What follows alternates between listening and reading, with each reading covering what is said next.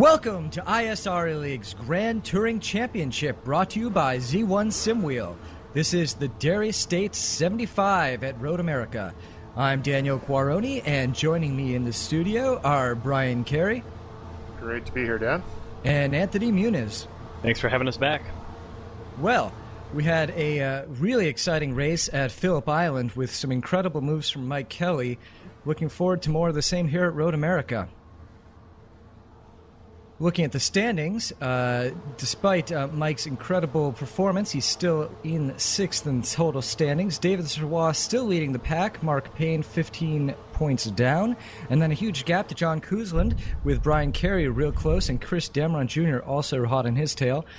In GT1, you've got Timothy Stoll dominating once again, and Gilles Moore at 47 points down. He's pretty safe there in second, as Marty Jeffries is 76 points down from the leader. Finally, Evgeny is bringing up some competition to Marty in 4th. And in GT2, James Cullen and Todd Carver are still neck and neck for 1st and 2nd. James with 158 points, Todd just 5 down. Then another huge gap to 3rd with Daniel Gralti 44 down, but a good competition there from Matthew Voigt, just 4 more points down. And Brian, as we start the pace lap, why don't you take us through the map? Okay, well, here at Road America, we have technically 14 turns. A lot of the turns aren't quite turns. Turn 1, the first corner, pretty fast, near top gear in the faster cars, heading down the hill. Past turn 2, which isn't a turn, it's actually a corner station, down to turn 3, down the long back straightaway to turn 5, one of the main passing areas on the track, up the hill into turn 6, and then turn 7, the hurry downs area, bringing you down the hill to turn 8. Turn 9, known as the Carousel, one of the best corners in North America racing. Very, very fast, very difficult. Then you bring you into the kink, a flat out, for most cars, right-hander down the hill down to Kettle Bottoms, which brings you down the long winding straightaway into Canada Corner, through Thunder Valley, up to turn 13, and finally turn 14 up to the main straightaway. All right, great description. And let's quickly take a run through the qualifying times, and then we'll look at a qualifying lap. So, starting on pole once again, David Serrois with a 1 minute 51.0, then Brian Carey 151.6. Chris Dameron Jr. also 151.6. Then Jeremy Burris, Mark Payne rounds out the top 5. Mike Kelly, Carlos Passos, Brent Briles, Chuck Chambliss, Anthony Muniz in 10th. For the GT1 Corvette class, Dan, we have Don Hunter qualifying on pole with a 2 minute .3. Timothy Stoll is just behind with a 2 minute .5. Colin McLean will be starting in 3rd place, followed by Evgeny Garardin. Marty Jeffries will be the last of the top 5. John Middleton, Mike Taylor, Sean Cuthbertson, and Stephen Clark round out the GT1 class. And for the GT2 Fords, starting again from pole position is Wyatt Foster with a 2 minute 04.139. Second on the front row with him is again Todd Carver, over a second behind with a 2 minute 05.205. Craig Hunter, Mike Young, and James Cullen round out the top 5, with James Mines, Ryan Van Steinen, Andy Gooderson, Matthew Voigt, and Luke Poulin rounding out the top 10. All right. And let's take a look at David Serrois' pole lap here. And David heads down the front straight, crosses the start-finish, and begins his qualifying lap. Now watch where he brakes here. 4, 3, 1. After the 1 cone, he finally brakes, turns in for turn 1. This is turn 2 technically. And here we're into turn 3.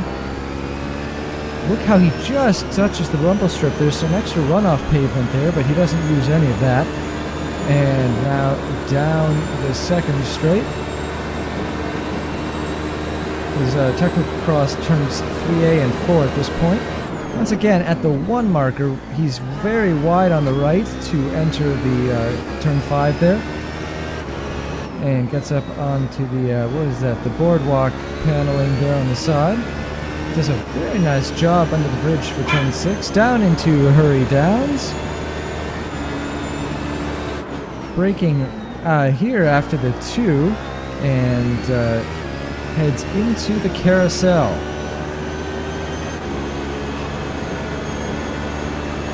man, he is really flat out through the carousel. Through the kink. Once again, completely flat out. Everyone getting out of his way. That was Wyatt right there. And here it comes into Canada. Let's see where he brakes. He brakes at the 2 and into the Canada corner. He goes very wide on the boardwalk section there, though. That was a big surprise, actually. Normally when I go that far, I don't feel like it's my fastest time, but it seems to work for David.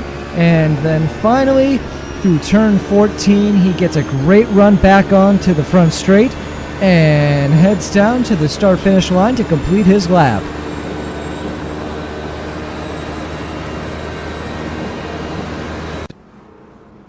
And a great pole-setting lap from David. Well done there. And let's see, we've got about 30 seconds, I'd say, before we see the green flag. Any thoughts before we get to that point? Well, this is one of the great road courses in North America. It's really a joy to run on here.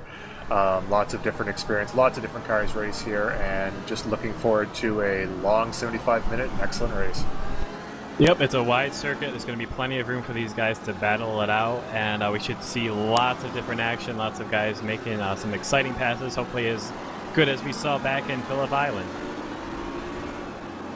All right, I definitely agree. I think that Road America always makes for some excellent action. Sometimes the field does get a little bit spread out on this very long track, but hopefully they'll stay together and have some great battles. Well, David Sirois is heading up the hill on the front straight, and whenever he's ready, he's going to push on the gas, and it looks like he's ready to go. And we've got a green flag. Clock is ticking down. Looks like no major upsets at the start. Everyone pretty much got a good, even start and stayed in their starting positions. I think guys are realizing that we have 75 minutes here, so not a lot of forcing the issue in these first couple corners. No, for the most part, yep, there you can see the LMPs getting all lined up, and back now with the 4 GTs, they're all getting sorted into position. Looks like there's a Corvette off in turn 3. Couldn't catch who it was, but it looks like he might have bumped into the wall there.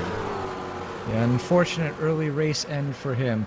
Craig Hunter also had to retire early before the green flag due to weather issues in Australia. Yeah, that's one of the things we don't talk a lot about here, but these races are contested by drivers all over the world. Being through iRacing, I mean, they can be racing Craig Hunter, particularly Australia, many of these guys from the continental United States and a lot from Canada, some from England, but occasionally real-life weather does come to play. And here we are running through the carousel for the first time, that corner that you mentioned. And you can see on the LMP, you want to keep it nice and tight until you reach... Well, it's hard to say. You just sort of feel it as you cross that apex, and then you can get right on the gas and throttle all the way out. Yeah, there's a lot of different lines to that corners in all cars. You can enter tight, end up a little bit wide, enter a little bit faster. Enter a little wider, come off a little tighter, come off a little bit faster, but really it is right. It's all about feel. Looks like we've got a good battle here between Andy Gooderson and Luke Poulin, although Andy getting ahead there and Luke giving him the space. Down the straight we see massive drafting here from Brent Briles on Chuck Chambliss. And this is another one of those tracks where actually this downforce setup is really up for grabs, because you can set fast laps with any setup, but it's all a matter of what's best in the race, and I don't think high is your optimal choice there. Yeah, like Dan was mentioning, we've talked about before at Phillip Island, you have 3 types of downforce. You can set base setups of high, medium, and low. And I think we've had a small sampling of each one of those here. I'm not sure if anyone with the low downforce, as Brent Briles goes to the inside of Chuck Chambliss, and it looks like he's made it stick. But with all those different kinds of setups and downforce options, you get a lot of different speeds in the corners and down the straightaways. So look out for that, the LMP in particular. And back at the pack here with Jerry Morrisdorf currently in 9th. Looks like he's lost a little bit of time there to Lance Snyder ahead of him. This is the top 3 in GT1. We're looking right now at Colin McLean, but he's got Timothy Stoll, and Timothy Stoll goes wide on turn 6. Or is that turn 8? Rather, turn 8. Yeah, rather, turn 8 at the bottom of the hill there. So that'll elevate Colin up to second place. Don Hunter, we just caught a glimpse of him right there, still leading. As we come back to the LMPs here, just a note about that turn 8 corner that we saw Timothy Stoll go off on. Very, very easy because of the nature of the hill and where the turn markers are to miss your braking point. It's really, really hard to spot when you're coming down there at speed, and so very easy to go corner board deep, and you do that, and like you saw with Timothy Stoll going off at quite a high rate of speed, but lots of runoff there, he'll be able to rejoin. Yeah, fortunately, not a race ender for him. And this is 5th, 6th, and 7th here. Brent Riles, Chuck Chambliss, Daniel Quaroni running in a tight pack down the front straight. Yeah, you don't really notice it from the camera angle unless you get on board, but it's a really, really steep climb there, over 110 feet of elevation change coming up that main straightaway.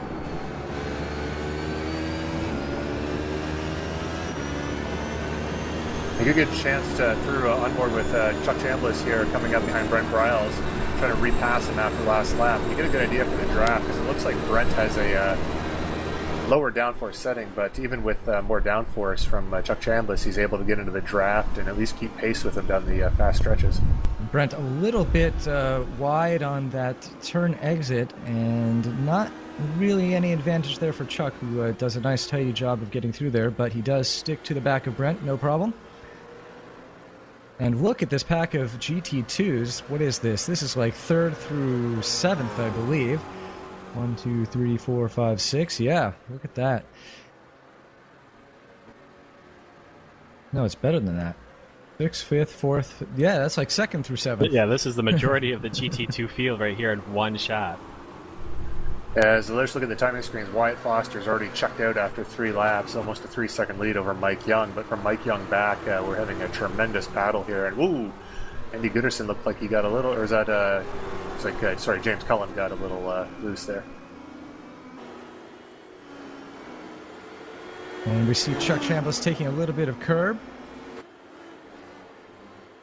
Yeah, so you notice on the outside there, those black rumble strips coming off, there's a lot of exit curb on a runoff for a lot of these corners, so you really got to maximize a lot of that track. And it's all about momentum going through the corners, and every inch of track you can use on the exit will help exit speeds and ultimately lap times. That's true, but those black parts definitely have less traction, so when you try to get the power down, it can be a little bit tougher. And we'll see right here. Oh, no, we cut away before we got through Canada Corner, but that's one of the biggest sections for that type of strip on the outside of the turn. It's a good camera view there of them drivers using the exit corner. A lot of people are stick to the tarmac as much as possible, but knowing you can either cut it off close and get a better run off with more traction, or go wide, carry more speed with a little less traction. All good lines.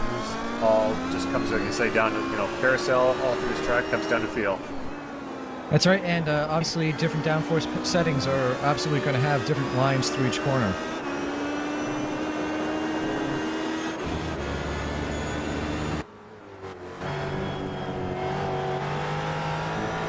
And Luke Poulin here currently still in 7th, but obviously the GT2 is so tightly packed that being in 7th doesn't mean anything for his race. Anything can happen here. Yeah, one thing I'm just noticing now with Luke Poulin, Andy Gooderson, and James Cullen with green as their primary color, at least a significant color, it's making it difficult for us commentators to know who's who in the heat of the moment here. So expect a few Murray Walker moments and misnaming drivers from, well, I don't want to speak for my other 2 colleagues here, but for myself at least.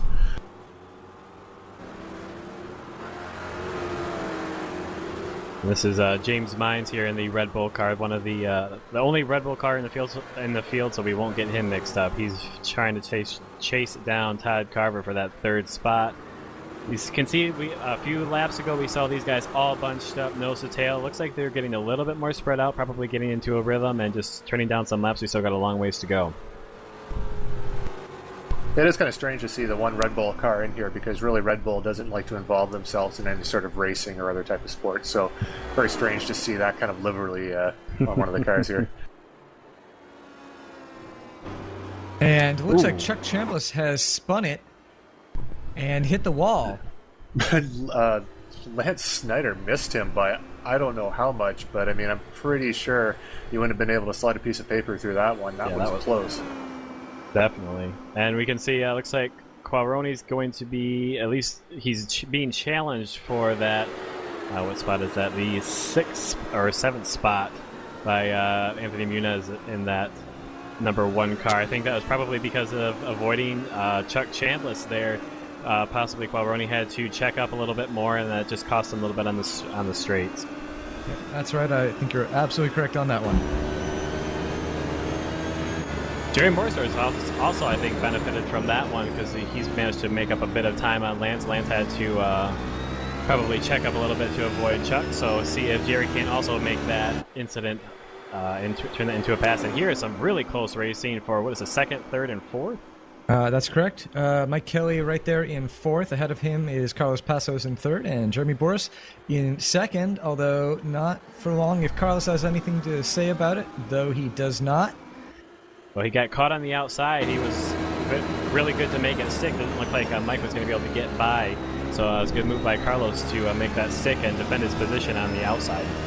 Actually, just look at the timing screens here. It looks like we're missing Chris Dameron Jr. from the timing screens, and it looks like... if I recall correctly from this point of the race, it should be David Serrois from Chris Dameron Jr. and Brian Carey in 3rd place with Jeremy, Mike, and I apologize, our timing screens, at least on the bottom of the screen here, are not quite up to date right now.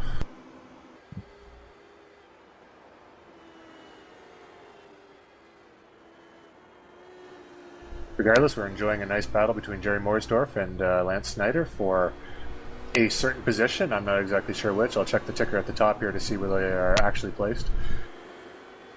Well, they're fighting either for 7th or 8th, depending on the correct ordering there. But here at ISRA, any battle is a good battle, so we will happily focus on wherever the action is, not just the top 3.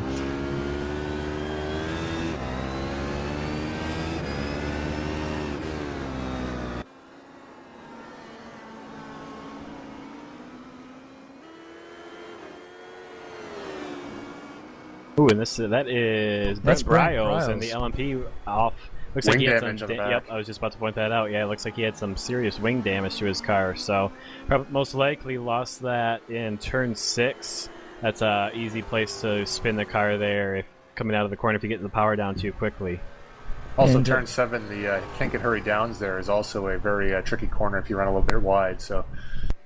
Brent, probably our most improved driver this season. He started out running as pretty much a back marker and moved his way up onto, well, let's see. So we started in 8th, but he was running some very competitive times with the top 10, just a second off the Poles time. So real shame to see him lose out like that.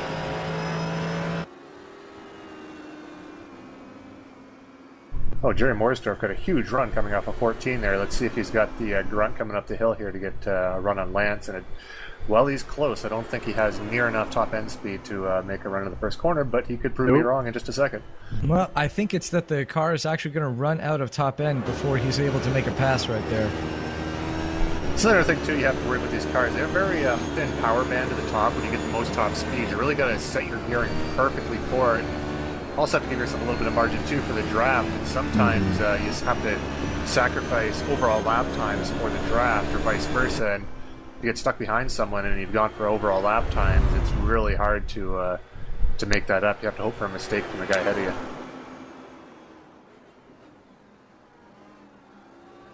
And once again, Jerry looking nice and tidy, although Lance also doing a very good job through that corner. Yeah, from a purely technical standpoint, watching these guys go, they're really hitting their marks very well. No one's really making a mistake. As I say, that Lance is about a foot off the apex there, but probably still flat out, so not that big of a deal. Like I say, too, even those curves on the inside, you really want to make sure you hit those and use all the ones that you can. Some of them you can, some of them you can't, but like I say, any little bit of track helps. Get a run through that corner, and you really got to maximize everything you have and when the racing is this close. And we're about to see traffic potentially being a factor, although that Ford GT that I just spotted Looks like it may have gone off the track. I'm not seeing it at the moment, but the camera angle is a little bit tight on these guys right now.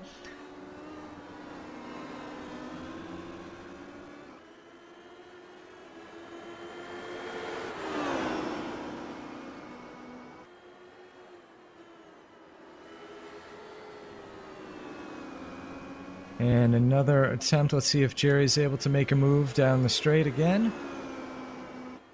Looks like he's a bit farther off this yeah. time, so I think the draft will only catch him up to Lance and not be able to propel him past. But you can see that he's gaining quite a bit going down the straight, so the draft definitely helping. He just needs that little bit more speed or that little bit of stake from Lance to be able to have that opportunity. Okay, just notice at the top of the screen here, I'm just noticing as well, David Serrois from Brian Carey, according to the screens, is Brian 6 seconds behind. But we are missing Mark Payne and Chris Dameron Jr., who are still in the race. They are there. Let's just have some issues with their transponders, so when we catch that battle up in the front, hopefully we can get a visual on them and spot how that battle is shaping up.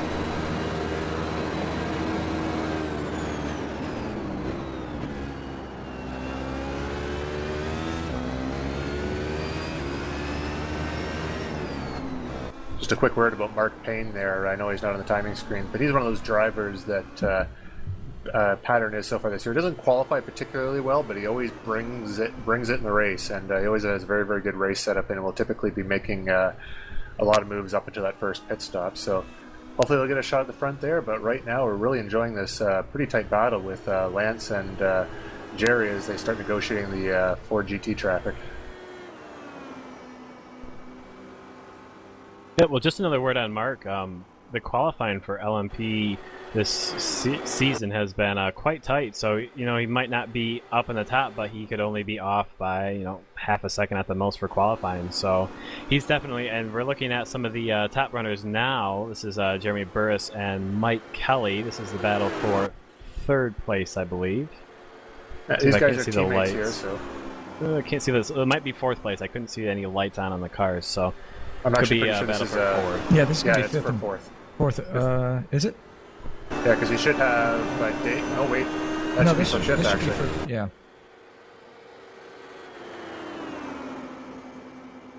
So we're going to apologize for the amount of placings there. Like, we're showing Jeremy and Mike in third and fourth, but we're missing Chris Dameron and Mark Payne, so. Jerry's going to lose quite a bit of time there. You could see that he kind of poked his nose out on the inside of turn one. Thought he might be able to make a move on Lance, but didn't quite have it. And you can see Jeremy getting by. I believe that's Luke.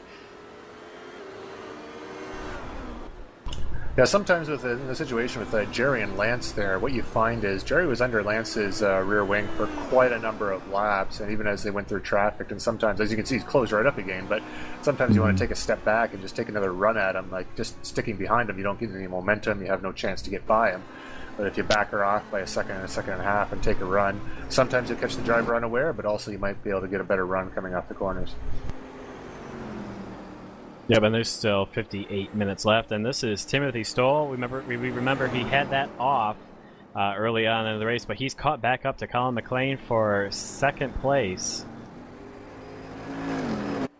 Yeah, our championship leader, Timothy Stoll, there, as said before the race, this is not one of his better tracks, but that being said, he's still right on the tail of second place Colin McLean, and not too far back from leader Don Hunter. Yep, and he's obviously got the pace. I mean, he lost quite a bit of time in that off in turn 8. So to be able to catch back up and now be challenging Colin for second place, that's putting down some great times.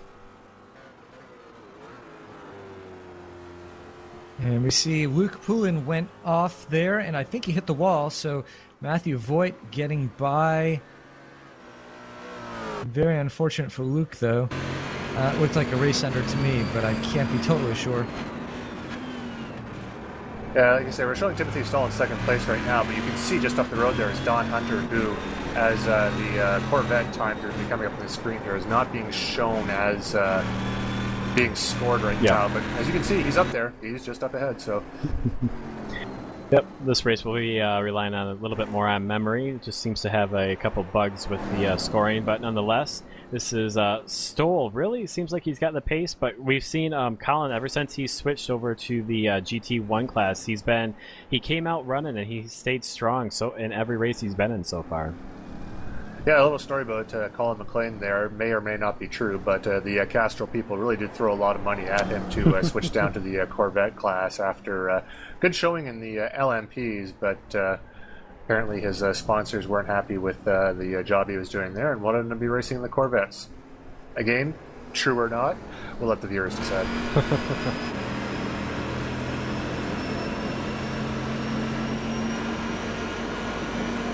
And you can see the draft also a factor here in the Corvettes, even though it's not quite as strong as in the LMPs. Colin going a little bit sideways and kicking up some tire smoke. Timothy Stoll, though, taking a slightly compromised line there, not really able to do anything. Yep, and it looks like I've kind of been watching Colin the last few laps. I've noticed him sliding the tail of that car around quite a bit. I don't know if that's going to have any effect on his tires for this race, but definitely tell that Colin is pushing to stay in front of Timothy Stoll. As we can see, he's going to make a run or a move going down into turn 5. Didn't quite have it, had to back out. Colin's really sliding the car. That might give Stoll the advantage to get by, but we won't see that because we're going to switch back to the battle between Morsdorf and Lance Snyder. Yeah, no, I don't think that Stoll was going to be able to get by there because they both had their own individual troubles in the turn. Yeah. So I think that was pretty much a wash. Yeah, but you notice they're coming in the straightaway there. Timothy Stoll really had no chance to outbrake or get past Colin going into turn 1, but he put his nose in there anyway. Maybe psyched Colin just a little bit and forced Colin to run wide for the next 2 corners, giving him an opportunity down to turn 5. Now, it didn't work out, but I mean, in a situation like you see here with Snyder and Morsdorf, it's the same sort of idea. I mean, you're not going to get past on pure speed. You got to start playing some mind games and use your racecraft and see what you can do to get around a guy. Yep. Well, and we saw it did work on McLean because he did make that error going into turn 5. It's just Stoll happened to also make a mistake, so it negated the advantage that he had. But so he'll just have to try and regroup and possibly try and find another time when one of those little tricks might do might give him that advantage, and he'll be able to get by. So that's one of the things about this track here is we have a lot of long straights and a lot of long drafting because of the flowing nature of the track. There's not a lot of switchbacks and chances to go inside one guy and then get him on the outside or go outside inside on someone. You really have to kind of follow him around and really focus on your line and just run a better line, run a better corner, and see if you can get a run on someone. And like you see here with the Ford GTs up ahead, use them as a pick at a guy in front of you to slow down a little bit and get him into the next corner. But the side part of that is when you have a Ford GT up ahead, you have to make sure you don't run into them either. So exactly, it's a judgment call whether you want to make that pass or not. Let me see here. This is Mike Kelly, and he's currently running, I'm going to guess, in 5th. We're being shown 4th, but there's one other car, I think, in the LMP that we're not showing. And you can see that is Brian Carey up there in front of him, and in between those two guys is Jeremy Burris in that yellow and red DHL car. Yeah, it's actually 6th place. As like I said, we're not scoring Mark Payne and Chris Damron Jr. So. Oh, wow, he went very, very deep. Under braking way too deep, and let's see what difference that makes here compared to Jeremy Burris. I definitely lost any distance that he had gained on him, so took that braking a little bit too deep. Another thing with these cars too is not with as much knowledge of the Corvettes and the Ford GTs, but with the LMPs, because of the long straights, sometimes if you're able to get within a second of the car ahead of you, a car that you wouldn't otherwise be able to match for pace, that draft will keep you held onto the back of them for some time. And as the car in ahead, if you can make a good pass on a GT or a Corvette and break that draft, even by a second and a half, then sometimes you can start pulling away. And I think what's happening is the reverse of that, where Brian Carey's having, here we go, it looks like this might be an opportunity for, nope, Ford GT in the way, and Jerry Morsdorf's opportunity is lost. But like I was saying, sometimes I think with Brian Carey, the chance is he's getting held up by some cars, and it's brought Jeremy and Mike back to him, and now it's going to be really hard for him to lose those cars and have to battle extra hard to keep them behind him. Also riding on board with these LMPs here, and riding on board with the Corvettes have a much nicer engine note than the LMPs.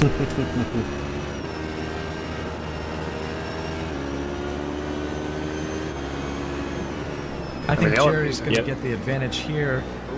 Oh, as the Corvette actually goes off the track in order to avoid them. That was Stephen Clark really giving the guys a lot of room there, racing her more than he really needed to in that case.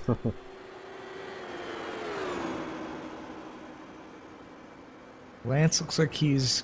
Well, I thought he was going to defend to the inside. But with less than a car length between them, they head through turn 1. Now, this could be a number of things too. I know that when Jerry's dropped back of Lance going through some of the corners, he's been able to catch up quite quickly, so I'm not sure if he has a lot more pace than Lance, or even a little, because he seemed to be able to hold on. But as you can see, Lance Snyder is not making any mistakes as he's following through. And just by running clean, running smart, he's able to hold on to his position. And, well, he's kind of taking a little bit of a defensive line there, but not too much, as Jerry wasn't really in a position to attack anyways. Looks like Jerry's getting a little bit more antsy. You can see he's sticking his nose in, challenging a little bit. Oh, he gets side by side with Snyder. Don't think he'll have, well, unless he can make it stick here. Well, he made Snyder take a tighter line. Yep, he did, and they're still side by side going into turn 8. So this might be Morris's chance to get by. There it is. Yep. So you can see his patience finally paid off. We've been racing for a good 25 minutes now, and he's been behind, chasing him down, waiting for that opportune moment, and he finally is able to get by. Seem to have lost Mike Kelly from this battle here. Looking at the timing and scoring, he's way down from this battle, but Jeremy Burris is right on Brian Carey's tail coming into turn 1 here. Burris looks like he it looks like he's going to run out of top end. I don't think he's going to, yeah, I can see he ducks out, didn't quite have it. So he's going to, again, he's going to have, just like we saw with Snyder and Morsdorf, he's going to have to be patient and wait for that opportune moment to try and get by Carey.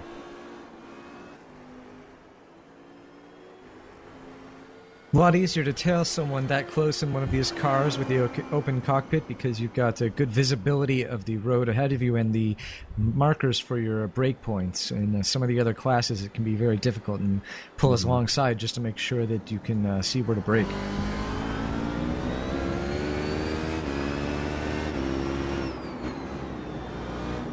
All right, well, Carey's coming up on a Corvette here, Jeremy right in his tail. Let's see if Jeremy can take advantage of a lapping situation. It looks like there's a run of slower cars ahead of them. Well, Carey gets by Timothy Stoll, but I think that Brez will have no trouble in the carousel, getting right around. Yep. LMPs are pretty much flat through the carousel, especially once you run the fuel down. There's just a slight lift just to make sure that you don't get any understeer in the car, but those cars are flying through that turn.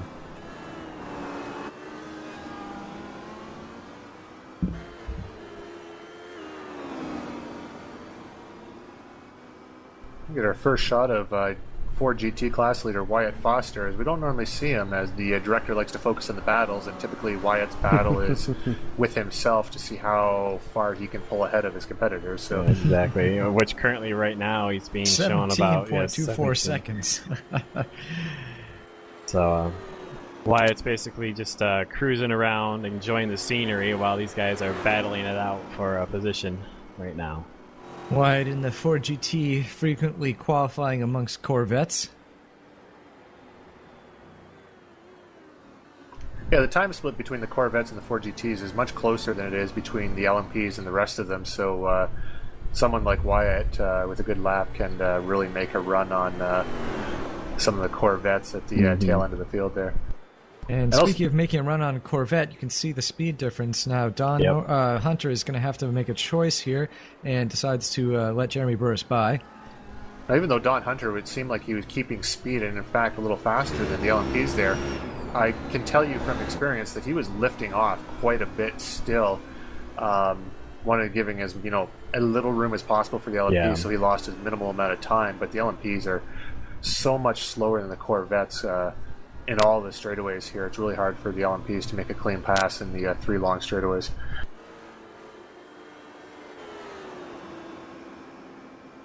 Fortunately for the LMPs, half the track is twisty bits, basically from turn 5 all the way down even to turn 14. The back straight out of the carousel is... and Trevor, I think that was Trevor Hill who went you're right, wide and hit the wall, but looks like he bounced right back on track.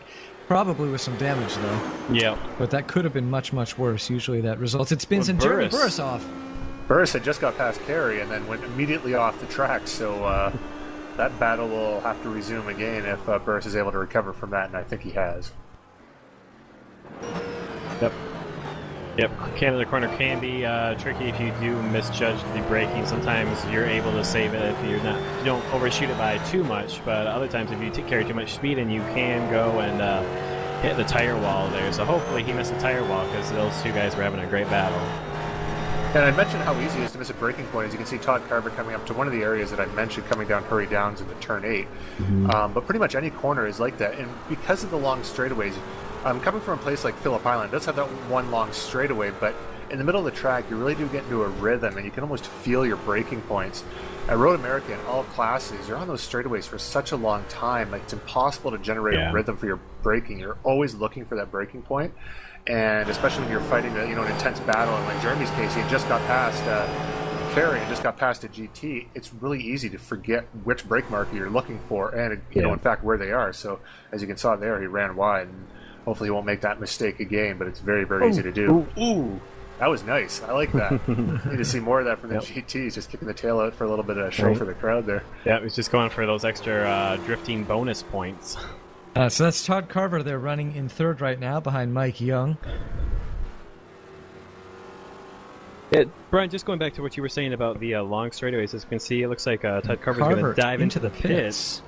And there's also a Corvette Stephen Clark, well, I believe that is.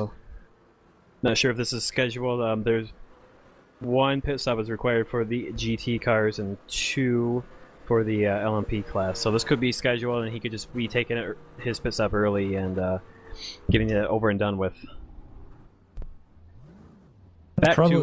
Sorry, go ahead, Dan. Well, I was just going to say, probably within his pit window, and you can see he's taking tires. Yep. And running the engine awfully hard, though. Wouldn't really recommend that. There's a high risk of blowing the engine if you do that. Yep, and there's a good 30 seconds or so before you're even going to be close to getting down on the tires. And you can see a little bit of a jump there or something for the for Luke Poulin as he pulls into the pits. I'm not sure if that was a little glitch in the system or what that was, but yeah, I was noticing the 4 GTs were doing that as they're coming into the pits there. I didn't really notice it as a problem in the other classes. We're starting to focus on now one of the better looking drivers in the LMP class. Can't really tell with the helmet on there, but I assure you that is true. And Jeremy Burris, you can see, has recovered and right now is trailing Brian Carey by 4 seconds. Looks like David Swa is currently in the pits, so leader in the pits at the moment. Yeah, because we're running during the iRacing season, they run a lot of these tracks that we race on here at ISRA, and they ran a 70-minute race, which was extremely marginal for the LMPs. If you really tried and had a really good setup, you could run it on one stop. Adding the extra 5 minutes is really taking that stop out, so it's definitely a 2-stop race. However, because of that, the amount of fuel that you take at each one of the stops is extremely variable. There are almost infinite number of possibilities of when you come in for your first stop, how much you take at that stop, whether you started on full tanks or half tanks, various combinations, as you need 2 full tanks is 120 kilograms. I don't have the pounds conversion, unfortunately. Up to 32 pounds. 132 or so. Per tank, so yeah. Yep. 2.2 more times the amount of kilograms, but I think running the race here was, the calculations was 130 kilograms, which meant theoretically 2 full tanks and then a 10 kilogram splash and go. But various things. You could start on full tanks and then split the remainder, 70 kilograms up between 2 stops. Or, anyways, I can go on for a long time. But the point is that, as you can see, Brian Carey here not pitting right now, and obviously starting with a very full tank of gas. A lot of maths involved in all of the driver strategies to see what possibly works for them. If there's some drivers develop a sweet spot, and I like the car when it has 30 kilograms of fuel in it. Well, then they probably want to see if they can adjust their strategy to have around that much fuel in when they're most in the zone, I guess, as you would say. So definitely interesting to see when guys will pit, when and how much fuel they're going to take. So this is definitely going to split the field up for the most part, at least any battles that we had. You can see Carey running on his own right now. Looks like Burris is pulled into the pits. So really, right now, it's just going to be about running laps and staying consistent, not making any mistakes, and being there at the end to make up as many spots as you can. Okay, and for our viewers out there too, and this is something I just realized recently, the lights on the side of the car, you can see there's 2 lights on the side of the LMP there. What that means is that Kerry is actually in second place. We're showing him as the leader right now, but he is actually running in second, and I believe Mark Payne, wherever he is, he's running out there in a ghost car apparently, is in the lead at the moment. Yep, well, those update once every lap, so depending on where that car is, when that crosses the start-finish line, that's what how many lights are lit up. One for each position, obviously. And so you can see here, Mike Kelly has no lights lit up on his car, so he is not in the top 3. And you were saying before, I know I had mentioned the long straightaways, Anthony, but you had a thought about that you wanted to discuss. Oh, right, yes. Well, especially like from the kink to Canada Corner, that's you mentioned how you can kind of almost get out of your rhythm. That's such a long corner, and then you're going into such hard braking zone where you really scrub off so much speed that you're carrying. It's really easy to just try and push the car just a little bit too hard, and then you overshoot and you're either in the sand trap or into the tire wall. So it's really you have to make sure that you're really paying attention to where when you finally get to that breaking point, that you hit the right marks. Otherwise, we can see, like we saw with Jeremy Burris earlier, he went off. I don't know if it was because he was occupied because he had just gotten by Brian Carey or what, but could see what just a hair off of your breaking point, what that does to you. I just want to quickly mention, we just saw Lance Snyder exit the pits, and Jerry Morsdorf, who had already made his first pit stop, went by, I would say, about 7 seconds ahead. And so Lance Snyder losing a huge amount of time. That was just Chris Damron and Mark Payne driving by, the first glimpse we saw of them. So they are out there, they are driving. We just don't have them when timing is scoring. And here is Burris. Looks like he's going to get by Brian Carey while he's still in the pits. Oh, and there he is actually right there, so he just gets by him. I would imagine that'd be extremely frustrating for a driver just coming out of the pit to lose a place like that, but... Ooh, Burris getting right out of the back of Stephen Clark there in that Chevy Corvette. Really, I don't know if that's going to hurt his top line speed because he wasn't able to get the optimal exit out of corner number 3. So you can see Carey's right on his tail now. Both of these guys have made pit stops. I should point out, you can see Qualroni running right in front of them. He had a spin around the 50-minute mark or so of this race and got a little bit damaged. So he's either on the tail end of the lead lap right now or a lap down. No, he's a lap down right now. They were able to replace the front end, but he's definitely a lap down at this point. Okay. And you can see braking to let them by. Yep. Now, some of these corners here, too, as you notice, as Jeremy Burris and Carey are going around traffic here, is you really need to be right on the tail of the guy ahead of you, because if he makes that pass on the slower traffic before the corner and is able to even get one corner extra acceleration where you're stuck behind another car, that's a lot of time lost. It's really hard to make that back up. Plus, you lose any drafting potential that you have on the car in front of you. Like right now, you can see Carey got a little bit held up going around James Mines in that Ford GT, and he's not right on the back of Burris right now. So, but you can see multi-class racing, it gets equaled out right there as they get Burris gets stuck behind Todd Carver. So definitely Brian Carey could be drafting quite a bit more off of Burris if he was a little bit closer, and it's just where it happens. It's just where you get around the traffic that really kind of determines how close you're going to be to the next competitor.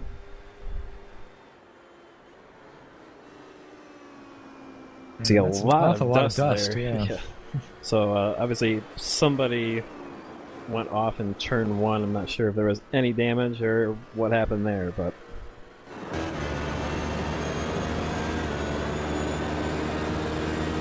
and here's where we'll start to see the draft suck Brian Carey in.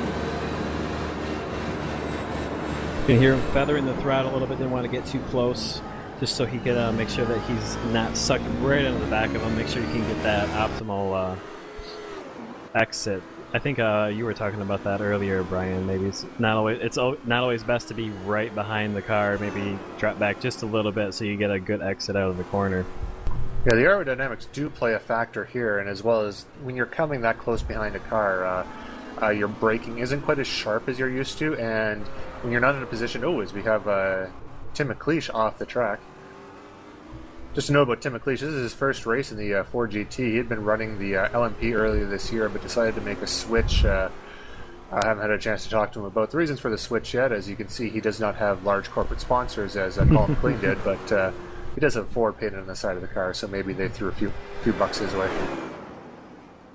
But yes, anyways, going through the corners there, because you lose a little bit of downforce, your braking isn't quite as sharp. And the last thing you want to do is be going full bore, hit your braking marks like you did every other lap, and just slam into the back of the guy ahead of you. As you're going to ruin his race and your race, and there'll be words exchanged and hurt feelings, and you want to try to avoid that as much as possible. Unless you're going to try to make a pass, another option there would be to dive to the inside, maybe outspike another driver, and even though I know you're not going to get past, is start making them think a little bit. And there's still 36 minutes left in this race, so you really got to kind of balance that out. How aggressive you want to be, and get in this thing for the long haul, or do you want to race hard every lap and take chances? Well, and I was just about to point out, we saw that earlier with Timothy Stoll and Colin McLean, and as we look at both of these guys drive around Colin McLean.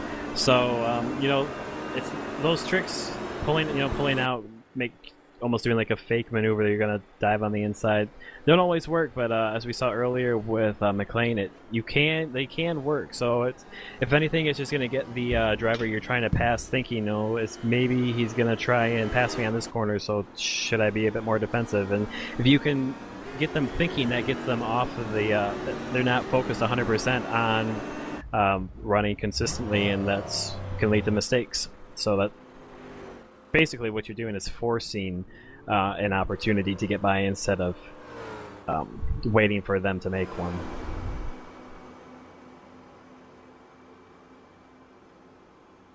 And watching Tim McLeish as he exits the pits here. And I believe Luke Poulin was able to get by him as he was in the pits. But Luke probably already made his pit stop, I imagine. I don't remember them running too close before. I think Luke had an off earlier in the race here. I'm not sure if he made contact with anything. But he had that huge off. Yeah, he had the huge off right up at this corner into the wall. So it looks like he is still running, so good that his race didn't end. Now, some of these cars here, the LMPs, they look like they have some bodywork on them, and that, they can stand a few side-to-side scrapes, but the bodywork a lot of it is just cosmetic, and any kind of side-to-side contact will really hurt the suspension, as where the Corvettes and the Ford GTs are more production-based cars, so their bodywork is a little bit more durable, and they can handle a little bit more, argy-bargy and a little bit off, the concrete walls and things like that without too much in the way of damage. Obviously, it's not good, but nowhere near the extent of damage they take if an LMP went off in the same circumstances. Well, the tolerances that these prototypes have they're so fine. Just a small little tap or a tiny little bend in the suspension can throw the car off massively. So you might see it might be a little bit more exciting to see some guys bumping and each other going side by side trying to get by, but these cars definitely can't handle something like that. They're just too delicate.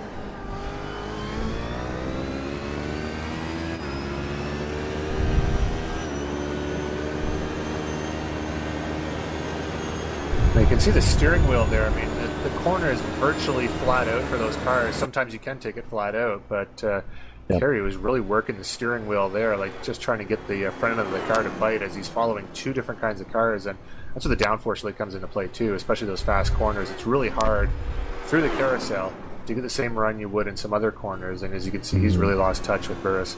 Yep. Well, it's just like Dan pointed out earlier in the broadcast. You're really feeling the car out because it is such a flat corner. You're trying to find that exact point that's where you have the maximum grip that your car can provide. So you're working the wheel, trying to figure it out, working the throttle, trying to find that exact point that's going to get you the most speed going through that corner. The other thing too is once you get partway through a race, you're doing so many laps of practice here. Through Sunday practice and through the pre-race practice that you really get into a rhythm, but until you get into the race where you're battling with someone, where you're pushing hard through those corners, trying to make up time in their draft, losing a little bit of the front end, causing the front tires to slide. As you can see, Kerry running wide there. Perfect Once you're out of example that, for you. yeah, you're wearing the tires and you're heating the tires in a pattern you're not quite used to from practice. So you really have to get used to how the car performs and maybe make some adjustments in your next pit stop. Can't really change a lot, but even something as simple as tire pressures can really make a huge difference when you come in. And we can see Mike Young exiting the pits, and right behind him. I believe that's James Cullen. Yep, yeah, you're absolutely right. That's James Cullen. And Young currently shown in 5th and Cullen in 6th. Although he has exiting with a 3 dots, I think that his pit stall was after the start finish, so he'll keep those 3 dots until the currently 3rd place person, Todd Carver, crosses the start finish. Yep. Now take a note of the hands here as you're going through the corner. He's a little bit further away from Burris now, but notice some hopefully slightly smoother movement of the hands as he's coming through these corners here. We went off there a little bit, but when you get in behind someone, that's where you can tell, especially when you check the onboard of an LMP next time as they're following someone through a fast corner. Watch their hands change. They go from very smooth, light movements to the corner to very abrupt and, oh, that was a big slide. And there was not smooth movements there, but they go from smooth movements to the corners to really fighting to get that front end to grip. Yeah, well, back when we saw Kerry a lot closer to Jeremy Burris, we could see, Kerry really attacking the curves, maybe even going on the inside, maybe kicking up just a little bit of dirt, especially in Canada corner. I know I saw him do that a couple times. And when you're back here a little bit, maybe you're not quite as pressured to try and push as hard as you would when you're closer to a guy. Right now, you're just focused on being consistent and getting back up to, well, in this case, Burris, to try and be able to actually fight for that pass.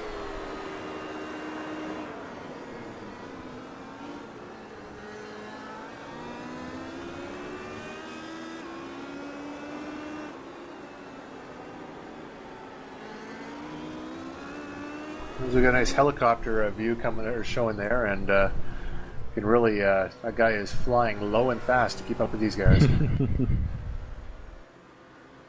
Also, I just noticed we are at about 29 minutes left to go, so might see some LMPs hitting the pits now because they couldn't make it on the. This is the start of the window, depending on when they took their first pit stop. Yeah, basically a full tank would be anywhere from 32 to 35 minutes of running, so really, depending on their strategy, they could be any time from now to the end, basically, stopping. Yep. And again, Matthew Voigt there in the number 25 Dirt Devil car. As you can see, there's Mark Payne in the blue and white car just ahead of Andy Gooderson there. And I'm just realizing this now, because Mark Payne is not being scored correctly, the director has been unable to find him, unfortunately. So, as you can see, we don't get a glimpse of Mark very much this race, but he is just ahead of Andy Gooderson. Must have just got past him. Anyway, saying about that Dirt Devil car, that is not actually a dirty car. That is a clever paint scheme, which I believe I had mentioned before, too. It's really one of the more impressive ones we have here at ISRA, as David Sirois, one of the our race leader, who too boring to watch him just drive around by himself. We don't get to see much of him, but there he is in the blue and black Sim Sport racing car. Yeah, Phillips Island being one of those rare exceptions where we see a pretty good amount of Sirois. Yeah, the Phillips Island race, just because of the nature of the drive, is a much shorter lap. Not a lot of corners to separate the cars a lot of drafting. A lot of drafting here too, but there's a lot of corners to separate, the really fast cars from the sort of fast cars. And we had a huge 4 or 5 car battle at Phillip Island. Not so much here right now. We're really kind of spread out into little individual 2-car battles, as you can see with Andy Gooderson and Matthew Voigt.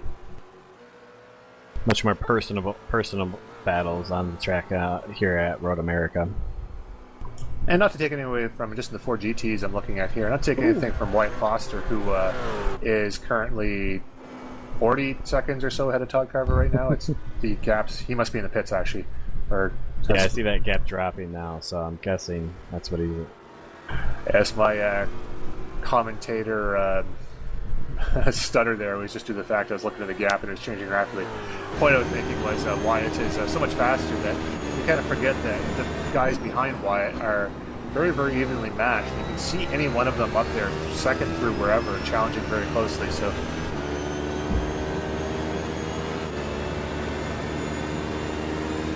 Yeah, but we have just a 4.5 second gap between second and third, and then which is Todd Carver and James Miles. Oh, and this is Colin McLean spinning in turn 5.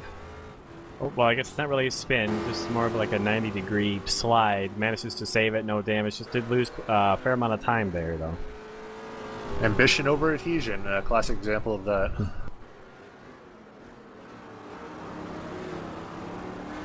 And I was just about to mention, this is Mike Young we're taking a look at. This is another one of the battles in GT2 that really hasn't got that much spread out yet. You can see just in front of him, maybe not quite in that shot, but James Mines in third place in that Red Bull Ford GT. Tim McLeish looks like he's having some issues. He was riding the brakes to indicate for Mike to go by, and let's see, he looks like he's 2 laps down at the moment. Yeah, I think Tim McLeish had that off there. Honestly, I can't remember if he made contact or not, but I think he may have, and that may be causing the damage. His slow pace right now because he's. Ooh, and this is Colin McLean with some heavy damage.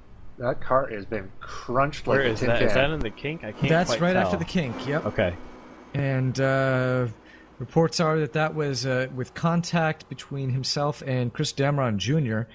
Going through the kink. There's a perfect example right there. Yep, there's heavy damage. There's no back end on that Corvette. So that's definitely the end of the race for McLean. Well, you can see on the track there the tire marks that he had made from the left side of the track to the right, and there was a lot of rotations there, so that was no small accident. Yeah, that told the whole story right there. I actually came up right behind that, so I watched him spin. And speaking of spinning... Yep. Matthew Voigt will get by Andy Gooderson as Gooderson spun in kind of a strange spot. I know there is some elevation changes there. Maybe just lost the back end of that car, and that allowed Voigt to get on by him. They're nose to nose there for a few seconds, so an interesting view from the 13 of Andy Gooderson there as he's going backwards up the grass. I don't think he made contact with anything, so I think he'll keep going, but he's definitely lost time and position. There's showing Mike Young with Mark Payne behind him again, but we've lost Mark Payne, so back to Brian Carey chasing down Jeremy Burris. And I can hear Burris's car in the distance, so I'm not sure what the gap is currently. Looks like it's 2.4 seconds at the moment. So it's about maintain what we when we last checked in on this battle. So both these guys being fairly consistent and just basically maintaining where they're at on the circuit.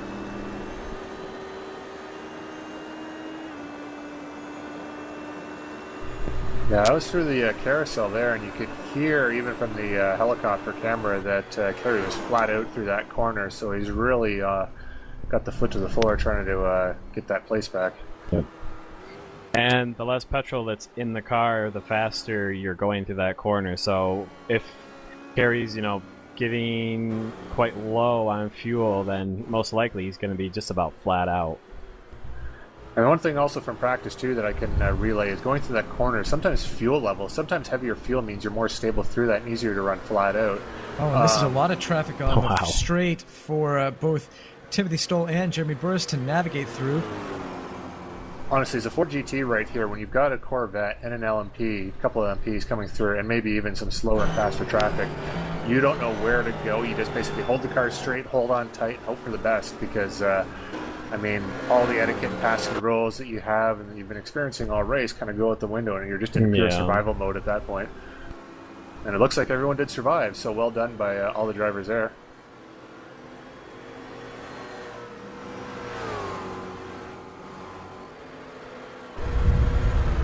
And that was an issue we had more at Phillip Island. This is a very long lap. The lap is 4 miles. LMP lap times, the pole position was in the... 1 minute 51. 1 minute 51. So yeah, we're talking about almost a 2-minute lap, whereas at Phillip Island we're just over 1 minute 10 seconds. So it's not you're not going to be coming across the slower cars at the same frequency here at Road America that you would at most of our other tracks. Spa might be the exception to that, or even Sebring to some extent.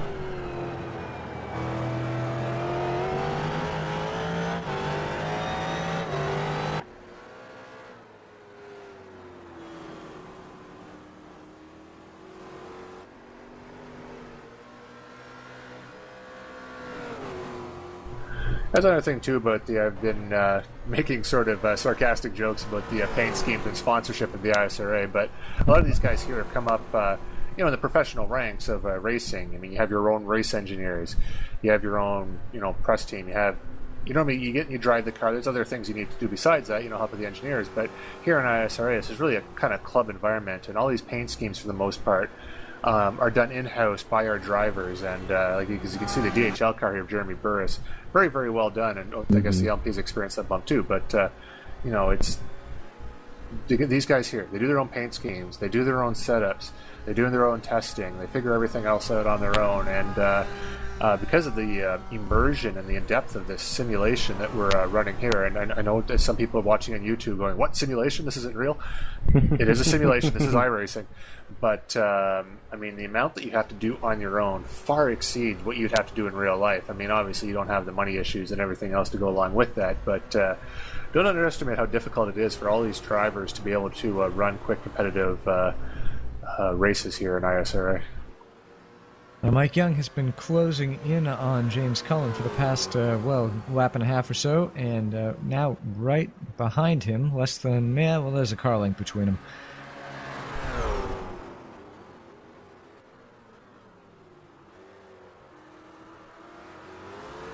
James Cullen taking a lot of curve in turn 5.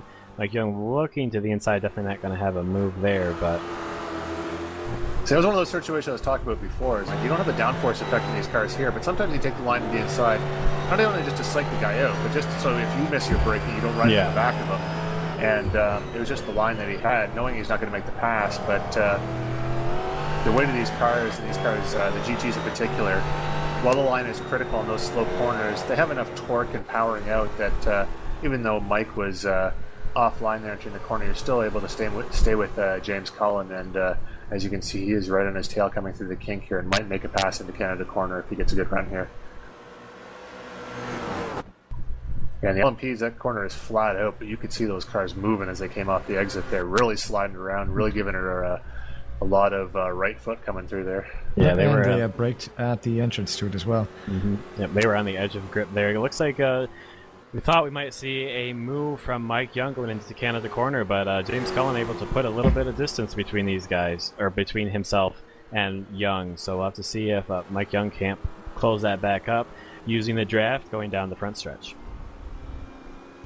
Yeah, as I was talking about coming off that corner there, as you can see them battling pretty hard right now. But as they're sliding through that corner, as I was mentioning before, the skill and the effort it takes as a simulation, you don't have, having been in both a real race car and in these ISRA and the iRacing cars, in ISRA you don't have the same feel that you do in a real race car. So sometimes things like sliding around a corner, easier in the sense that if you go off, you're not going to break any bones. But at the same time, too, to get that feel, to know where the limit of adhesion is, especially when pushing it to the absolute limit of these cars, really, really hard to do. And almost a close call there as Mike checked his mirror and saw Mark Payne just going on the inside of him. You can see the speed difference, but Mark Payne with the LMP, much shorter braking distance, so Mark is able to keep ahead, no problem at the end of the straight there.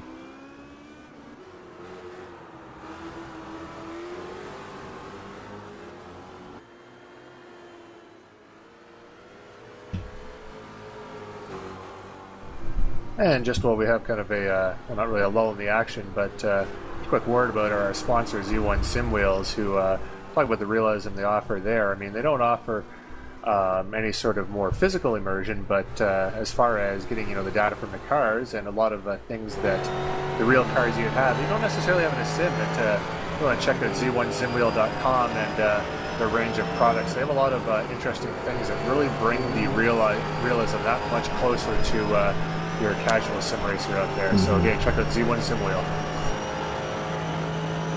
Yeah, especially if you're running, like, say, Formula One or these prototypes, because and there's contact between, who is that, Don Norris Don in Norris, the yep. LMP? Yep, but so Mike Young bouncing off the car of Don Norris doesn't look like there's too much damage done to either car, so hopefully they'll both be able to recover.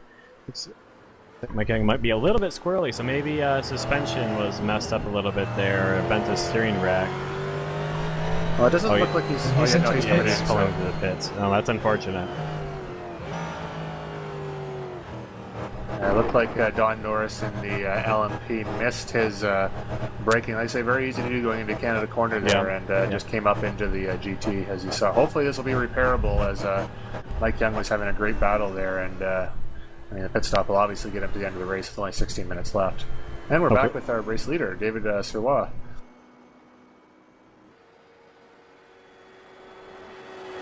David pretty much on his own right now. I don't think there are many other LMP cars close to him. Looks like he's having a comfortable race like Wyatt Foster for the GT2 class has been, which I might point out is currently 40 seconds ahead of second place Todd Carver.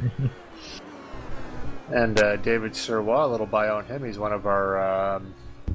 as we seem to have at least one in each class, French Canadians, as he's coming into the pit here, along with Gilles Moret in the Corvette and Luc Poulin in the Ford GT. If I'm missing anyone out there, I apologize, and I'll get you next time. But David coming into the pits here with 50 minutes left. It'll be a splash. I doubt he'll be taking tires here, as I believe he'll be able to get by with just fuel, but he might decide that, if he needs enough fuel, that tires is worth his time to take. The tire wear on these LMP cars is minimal at best. If running a very long stint, if necessary, you could probably get by without changing those tires for 3 or 4 tanks. They're that durable. Yep. And Kerry also into the pits here. Oh, yep. And we can see Sirois not up on the jacks, so he won't be taking tires. Be interested. I doubt Kerry will take tires. Oh, no, he looks like he is up on the jack. So Kerry taking tires, Sirois not. Sirois is out of the pits, and this is Mark Payne going to go by. I think that could be for the lead. Yeah, I think that is, but Mark Payne probably still, well, who knows what his strategy is. Maybe he took 2 medium-sized stops, but possibly still need to make his second stop. We're literally just speculating, because without the telemetry on Mark Payne and not seeing him, if he made a pit stop or another pit stop is, we could say, yeah, he made a pit stop, and sure, I mean, we didn't see anything, so it's really hard for us to tell, so... And this, looks like Kerry has made up all the time that Burris had put on him in the pits. And coming into the pits again, just behind him. Not at all frustrating, I'm sure. No, nope. I'm sure is not, I'm sure he is looking forward to that hard battle of getting by him in 13 minutes and 45 seconds. And one of our, actually Andrew Gitterson in the Ford GT, but our co-commentator Daniel Corner, also another option for watching these races. He broadcasts live over the shoulder with his at-home setup, and commentates the race. And I can tell you from that had Brian Carey at that point been hooked up for sound at that point, they might have had to find a different rating for the internet station on that one. They had to dump the last few seconds just to make sure that it remained a family program. That's right. And if you want to watch those live, we race at 10 p.m. Eastern Time and Monday nights, and that is at twitch.tv/simracingdan. And I might just add on to that. That definitely it has to take a lot of skill and concentration to be able to commentate while you're racing, so kudos to you for doing that, Dan. Oh, thank you. I'll tell you what, I often just talk anyway while I'm racing, so this gives me a way to focus and channel that, so I'm not just babbling to myself. Yeah, I find that as well, too, while running, that you tend to talk to yourself a little bit occasionally. I'll have one of my colleagues from my race team on a separate channel to be able to speak with and offer information, but for the most part, I just kind of mutter, sometimes obscenities, sometimes not. Sometimes I'm humming tunes. It's really just a driver preference, but be kind of interesting to be able to hook up in future ISRA broadcasts some onboard radio from these drivers. And and David side by side Servois between David Servois and Mark Payne, and David Servois taking the lead. Then you know what that must have been. Mark Payne must have already made a pit stop, because that's the only way they would be that close, because they were running pretty close, is my recollection there. And not sure how David Servois had got past before, but that was I don't know if traffic was involved in that or not, but that was a very, very aggressive but clean move by Servois.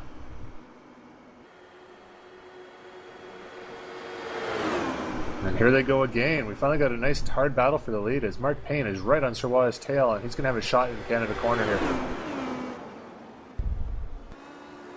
Yeah, but Canada corner, as you saw there, unless you've got at least half an overlap going into that corner, there's really no safe way for you to brake another driver, because the braking zone is definitely not straight, and you really have to pitch the car in as you're slowing down, and there's really no safe way to make a clean out braking maneuver like you would be able to, say, in turn 5 or turn 8, for instance, or even turn 6 for that matter. Those are very, very tight corners.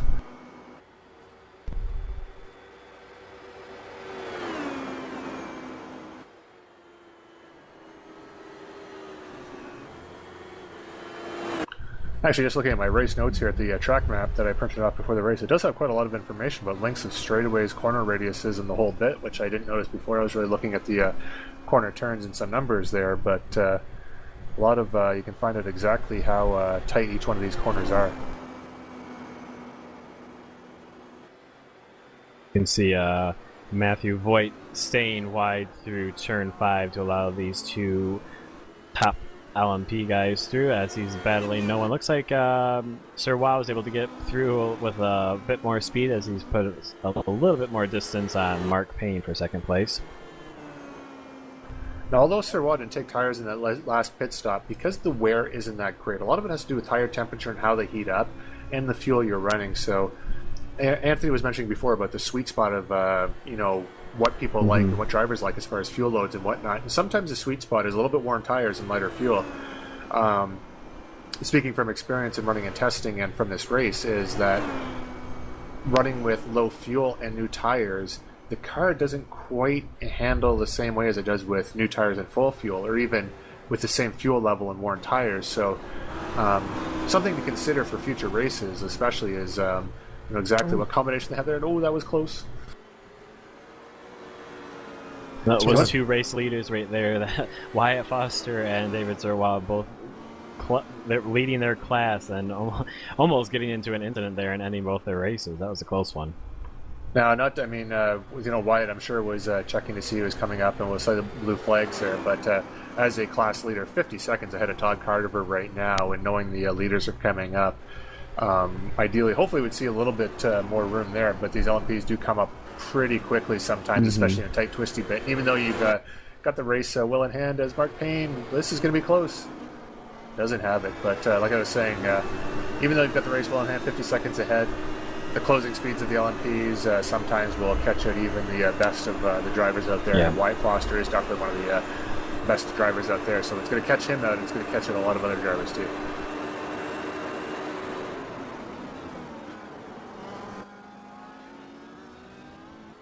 Also like to point out, look at the telemetry here, that we know that Don Hunter's in the lead. I'm pretty sure he's not that much ahead of Timothy Stahl, and him and Wyatt Foster are actually on the same lap, it seems, right now, which is pretty extraordinary considering the Ford GT is a lot slower than the other cars. Yeah, that's quite impressive. And I mean, we've seen Foster do some amazing things in that Ford GT, and I guess that's just another one that he's so fast. It's close. It's almost unbelievable. It's definitely one. Ooh, and Carey has a little wobble coming out of turn 8. Manages to keep it off the wall. Only loses time, but probably a scary moment with only 7 minutes and 30 seconds left in the race. Yeah, it's times like that you're glad you wear the extra layer of we'll call it fireproof overalls. Unfortunately, he was running pretty close to Jeremy Burris, and, looks like he's only down by 4 seconds, so somehow he didn't seem to lose all that much time. With 7 minutes left, though, any time you lose in a battle like that is huge, because you get about, we have about half an hour left. I mean, there's still time you can make differences or whatever, but we're coming down to the crunch time now, the last handful of laps, as Mark Payne dives to the inside of Sirwan. Wow. That was great for Andy Gooderson to stay wide there and see that David was going to go on the inside there and to get around him. That's just really great heads-up driving. And the same factor, or the same phenomenon that I was talking about with the long straightaways and trying to find your braking points too, is when you're coming up down the long straightaways there, especially because of the speed difference, you might think as a GT or a Corvette that the LMPs aren't closing on you that fast, only to get to the corner and realize they are right on top of you. And I mean, you're not trying to hold up the LMPs any more than they need to, but at the same time too, it is super hard to judge when you're focusing on holding onto your car around a very difficult lap to know exactly when they're going to catch you and make their move. Yep, and a lot of that comes down to the very, very small braking distances that the LMP has, and it's at least double what the Ford GT has to do. So it's definitely easy to catch those guys off guard because it's such a big difference between the two cars. And keep in mind too, the speeds these guys are running. I mean, you're within a second, you're running about 80 or 90 meters every second going down the end of the straightaways, depending on what car you're in. And in these situations, I mean, you look at your mirror for half a second, you've traveled 50 meters, and I mean that's the difference between finding your brake marking and maybe being off of the wall. So, I mean, it's such a fine line. You have to have literally. Well, figuratively, I guess, eyes in the back of your head. If anyone literally has eyes in the back of their head, perhaps wearing a helmet would not be the best idea. Yeah, well, you put a little camera, put a little TV in the back of your helmet with a rear view camera. That'd be quite useful.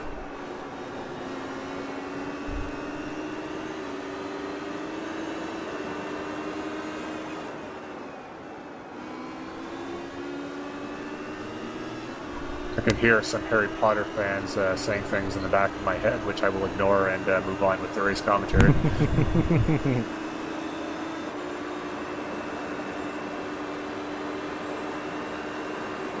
Well, from the looks of it, it looks like Sirwa and Payne have a clear track, so it's not going to come down to traffic helping Mark Payne out. He's going to have to catch him the old-fashioned way. It looks like there is a distance between Jeremy Burris and Brian Carey. It looks like it's come down a bit since we've last checked in. But with only just over 4 minutes left, that's going to be a pretty tough feat for Carey to be able to make up that distance and then pass him. Yeah, at the 7-minute mark, when last we checked, it was 4 seconds. Carey's got it down to about 2.3 seconds right now, and it looks like he's gaining with every corner. So this could be a little close coming to the line. Yeah, any amount of traffic could alter the numbers dramatically, so let's see what happens. Yeah, there's some coming up right now. Looks like a couple of Corvettes, and they could catch them at the kink, which would definitely slow them down. I think Boris probably had to lift right there. Yep, I think that's he's going to have to lift again. Oh no, he won't have to lift there. Carey will have to lift. Ooh. That was a close one for Carey. Even so, it's made about a second and a half difference in closing. This could be a little bit closer than I thought it was going to be, actually.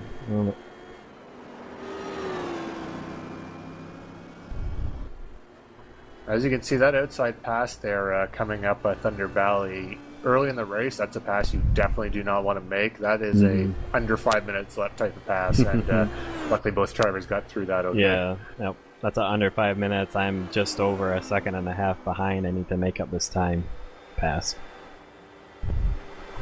That's one thing I noticed in this race. I mean, we didn't see a lot of it here, and actually the what we have seen has been pretty good. But in the multi-class racing, there's a lot of give and take between the different classes, and you really have to respect each class's battle and lead.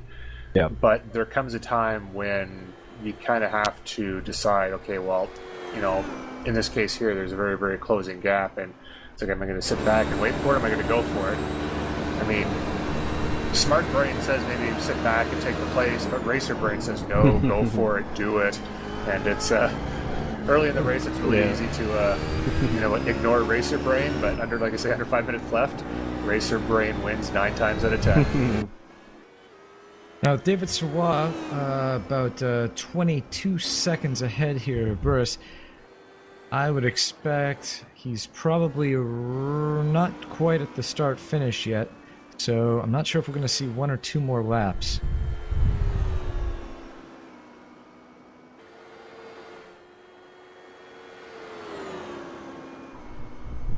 You know what? I think we're just going to see one more lap here because I don't think he's put at the start-finish line yet, and there is less than enough time to complete a full lap. So, based on calculations done before the race, figured the race would last either 39 or 40 laps.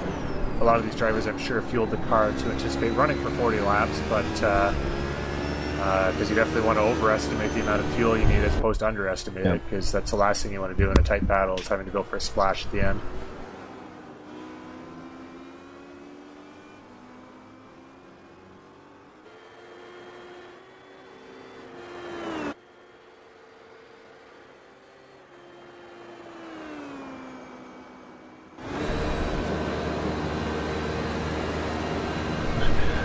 And when you're chasing another car, those long straights seem to take forever because the straightaways aren't where you make up the time, it's the corners where you make up the time, and just you're waiting for your opportunity to make up a little bit of ground, which it looks like, white flag is up.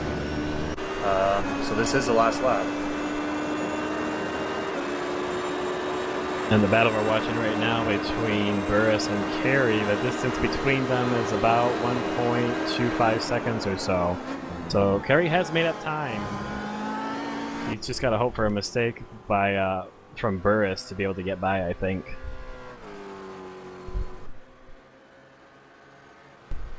Looks like Matthew Voigt's caught up to Luke Poulin there, and he's under a second behind him now heading into the final lap. So that's between 6th and 7th, I believe. I think we have all the 4 GTs accounted for in our timing and scoring, so that should be for 6th and 7th. Carey with the difference down now to 1 second. So he's within the drafting effect at this point. You can even see the back of his car buffeting there as you came around the back corner. It is kind of bumpy there on that one line, and he has really got to run there. As our leader comes across, David Sirwa will take the victory ahead of Mark Payne. Great race by Sirwa. Another victory, Mark Payne. Those two guys are joined at the hip most of these races, and Sirwa or Payne and Sirwa is a typical finish. Let's see if we can go back to the Burris-Carey battle and see how that ended up. Because that'll be for the final podium spot as we look at Stephen Clark, not Burris or Carey. Stephen Clark finishing his race. Yeah, 3rd out of the 5 we have on timing and scoring, and I know there's a heck of a lot more than that, so... Yep, and Burris has finished ahead of Carey. The final gap was under 1 second. In fact, I think it was 0.6 seconds finish gap. And I didn't even notice this. Mooresdorf behind Lance Snyder again. And Snyder happy to use the traffic there to take his time around the corner. Yep.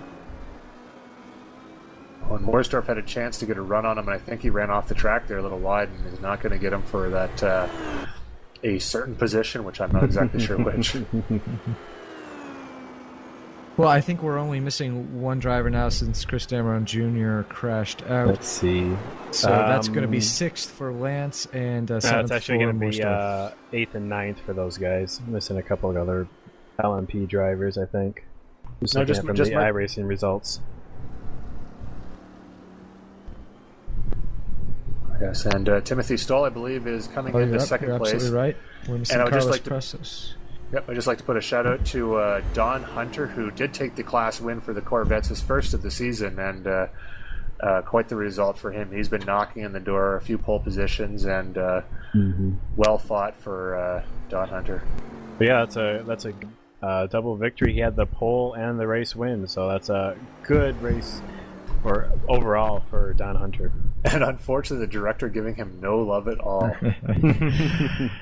Well, we see that David Sirwa maintains his lead, but Mark Payne had 15 points down, now 17 points down, getting 2 less points from this race. And the interesting thing here is John Kuzlin, Chris Dameron Jr., 75 points down from the leader. Timothy Stoll, well, he's still dominating. Jill's 71 down, or 70 down rather. Marty opens up the gap a little bit. I think it was a little bit larger there between himself and Evgeny, but I may be wrong there. But look at this. James Cullen, Todd Carver, gap down to 1 point for first in the GT2 class. And Y. Foster bringing himself up after several DNFs to 53 points down, battling with Matthew Voigt just 54 points down. As we're talking about the pace of White Foster, he doesn't unfortunately make all the races, so and does have suffered a few DNFs as well, so that's why he's not up there, even though his speed seems stifling at times. Well, the schedule is slightly off here. We are actually going to be at Virginia International Raceway for the next race because of a rescheduling. The original VIR race was supposed to be on a night of release of a new version of iRacing, and because of issues with the server, just couldn't get it together. So Lime Rock Park is going to be replaced with VIR. And VIR is a demon of a track. It's a cold, hard, well, pick your adjective to describe it, but challenging track, a lot of fun to drive, but unforgiving to any sort of mistake. Any final thoughts, guys? Well, why don't I just run down the final standing since we had some telemetry issues this race.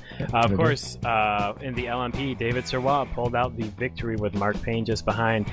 Jeremy Burris, Brian Carey, and Carlos Passos rounded out the top 5. Mike Kelly was 6th, Anthony Muniz 7th, Lance Snyder finished 8th, Jerry Morsdorf 9th, Daniel Qualroni 10th, 11th was Don Norris, Chris Damron Jr. was 12th, Brent Barrows was 13th, and Chuck Chambliss was 14th. In the GT1 class, of course, Don Hunter took his first victory this season, so congratulations to him. Timothy Stoll finished in 2nd.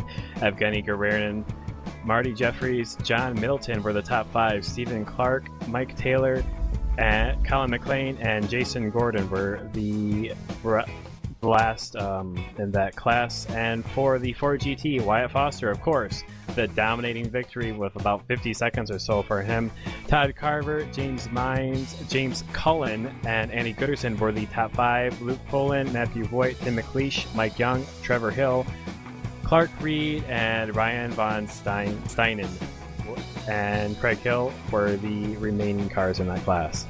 And I thought we were going to see Timothy Stoll once again attempt some donuts. Actually, we missed Don Hunter, actually, from watching the race. We missed it on the camera here, but Don Hunter successfully attempted donuts in the front straightaway, completing several rotations without hitting the wall, so congratulations for him for that as well. And I feel kind of like a turd because the driver that we missed out of the top 10 for the entire race in the LMPs was our own Anthony Muniz, who had finished in 7th place, as he so rightly pointed out the standings, and unfortunately was not being counted on scoring on our screens here. So while I feel bad for missing that, he missed that as well. So. Yep. All right, well, I think that pretty much wraps up the Darius State 75. Once again, I'd like to thank you all for watching and thank Z1 Simwheel for their sponsorship of ISRA League. If you'd like to race with us, just head on to israleague.com. It's open to everyone. You just have to